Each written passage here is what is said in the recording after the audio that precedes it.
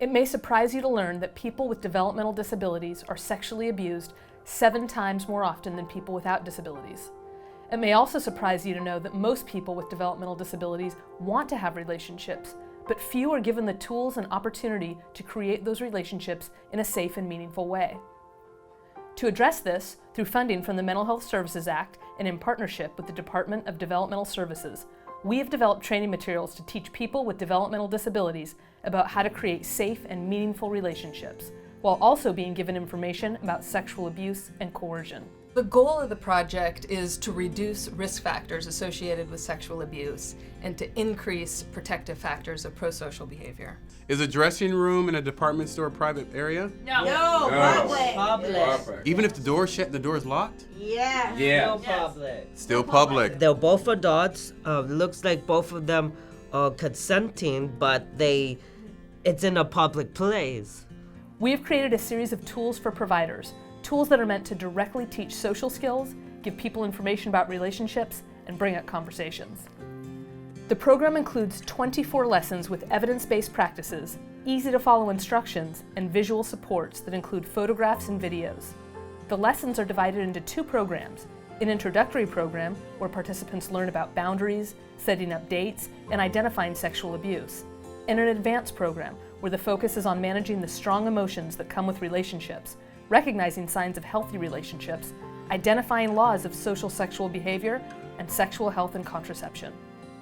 The participants really seem to enjoy the class. I love when I can teach a class that's informative, interactive, and entertaining. The humor made it interesting, and some of it, the hands-on parts of it, were pretty fun for them. And I like how simplistic it was for very important and serious conversations. What's great about the program is that it brings up conversations that wouldn't typically come up in a classroom or therapeutic setting. I learned in the class that you both have to give before any sexual touching happens. Yeah, it's kind of cool to learn about sexual disease because I didn't even know about that. It was shocking. What I like about this lesson is that I learned how that you have to respect other people's boundaries, and if they don't like what you're doing, to respect that and agree what you want to do with them and everything. I like being in this class because I want to learn more, and how to be careful when you start going with dating someone. For participants who need extra support, we have developed an interactive web application. Here, people can practice until they master core concepts such as what is personal space, differentiating between wanted and unwanted touching, identifying examples of sexual abuse, and more.